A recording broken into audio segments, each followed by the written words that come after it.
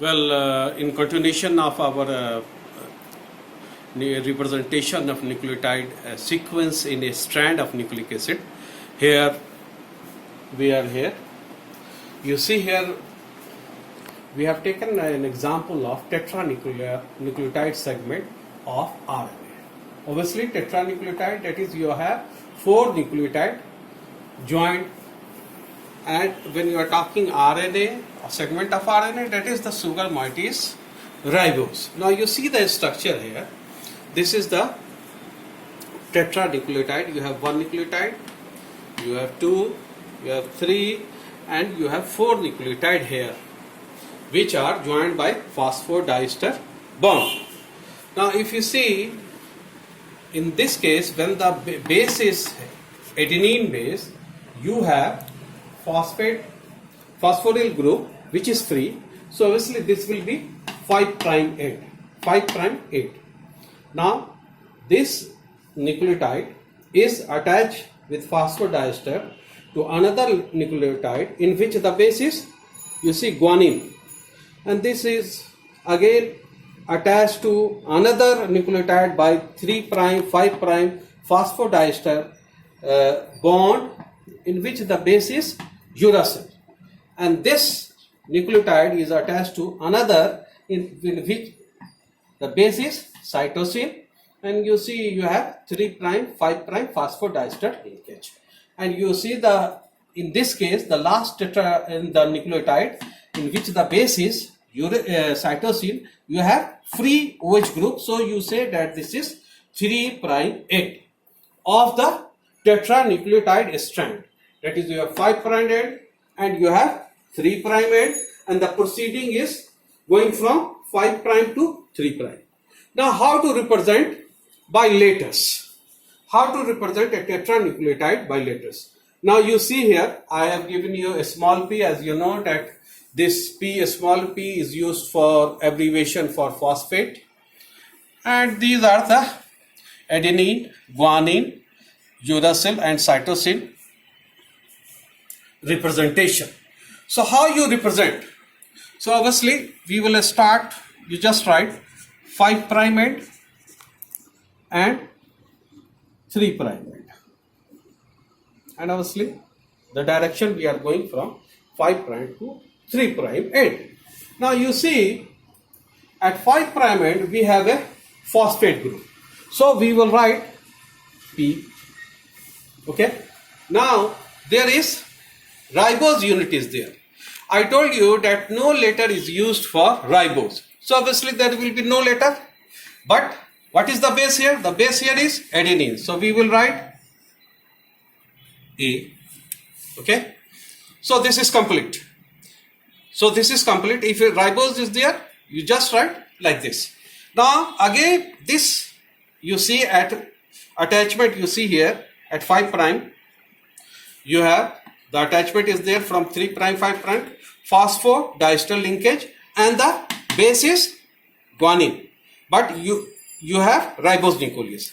So attachment you write P and G over.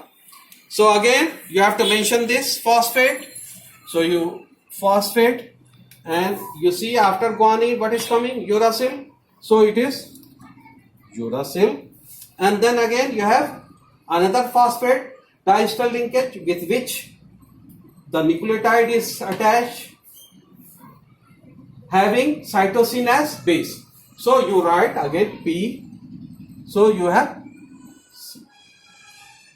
Okay, so obviously this is your 5' end and this is your 3' end. You may or may not write OH. You may or may not write OH in later representation. It is your choice. Most of the time it is not written. So if you want to represent tetranucleotide segment of RNA which is written here, the structure, one of the model structure, this will come. Now you see line representation. How will you use the line representation of this compound? Now first remember, if you write line, and what you do, you write here 5 prime, and obviously this is A 1 prime, and you have A. So this is a nucleotide in which the base is adenine, and since there is no D, so it is ribose nucleus. So somewhere in between you write 3 prime, because it is the 3 prime 5 prime carbon which is dealing with phosphodiester linkage. So obviously, if you see the structure of tetranucleotide here, okay, now obviously this is your 5 end, okay. So you have a phosphate here. At what position? At position 5 prime. So this structures in line representation comes like this.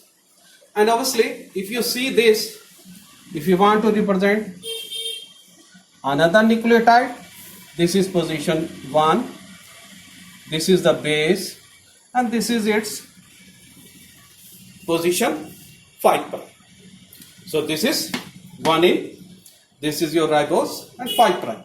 Now this 5 prime is attached to 3 prime of previous, that is nucleotide having adenine is attached with from 3 prime to 5 prime of nucleotide having guanine. So what will happen? Attachment is there, attachment by phosphodiester. So it comes like this. So what is the next? Next is uracil. You have 5 prime. Again you see here it will be 3 prime. Again here also 3 prime. And these two are also attached with phosphate, so you write phosphate. Okay. Similarly, the last one, this is the 5 prime position, this is 3 prime position, this is C, you have 1 prime, and this is 1 prime position. Again, since you see that uracil base nucleotide having uracil base is attached with phosphodiester linkage 3 prime 5 prime, so just write P. But you see here at 3 prime OH is free, so in case of cytosine you write like this OH. So this is the line representation.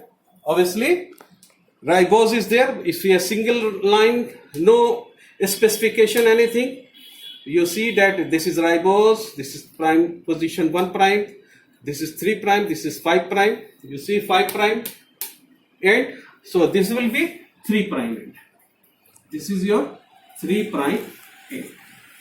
You see here at 5 prime you have phosphate. Now 5 prime 3 prime phosphate, 5 prime 3 prime phosphate, 5 prime 3 prime phosphate, and at 3 prime you have free OH. Okay, and you can see at 1 prime you have adenine, at 1 prime guanine, uracil, and cytosine. Well, this line representation vertical view, this is vertical view. This is vertical view. In some books you will also find horizontal view. Now if you see horizontal, let us see how it goes.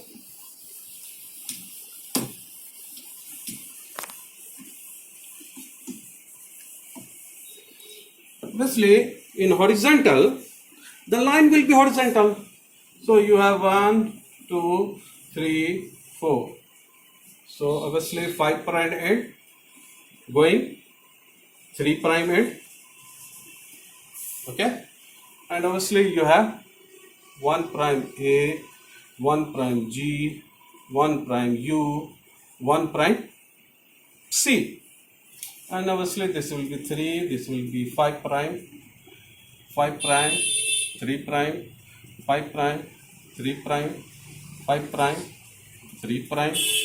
So if you go from here, you find OH, phosphate, phosphate, phosphate, and this phosphate. So this is in accordance with your what you say, horizontal. This is horizontal view. This is horizontal view. This is horizontal. Okay.